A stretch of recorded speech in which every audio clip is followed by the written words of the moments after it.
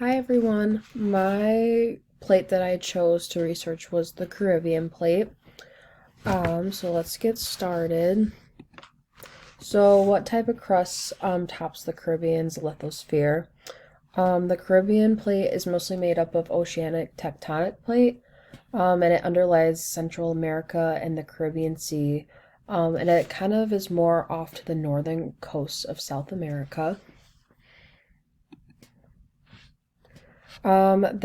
So for the surrounding plates, there are four plates that surround the Caribbean plate. And those include the North American plate, South America plate, the Nazca plate, and the Cocos plate. The For what type of motion the Caribbean plate has, and what relationship it has with each of its surrounding plates. So there was a couple of them that I was able to find in research. Between the north and south sides of the Caribbean plate, transform boundaries occur. The motion of those is more on the north side, and it's not a pure transform, but there is some convergence that contributes to that relationship as well. And then another one that I was able to find was between the North American plate and the Caribbean plate. And the majority of that trench is convergent, along with the relationships between the Caribbean plate and the South America plate.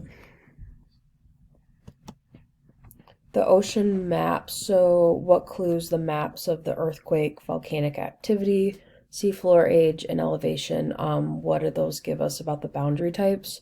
So the maps show that we find earthquakes and volcanoes by the divergent plate boundary, because that is where all the plates are able to be ripped apart. Um, Also, when the plates converge, one plate might move under the other, causing earthquakes, forming volcanoes, or creating the trenches. And the three types of plate boundaries are divergent, convergent, and transform. Divergent is where new crust is generated as the plates pull away from each other. Convergent is where crust is destroyed as one plate dives under another. And transform is where the crust is not destroyed or produced as the plates slide into horizontally from each other. And then this is my works cited, and that is my research.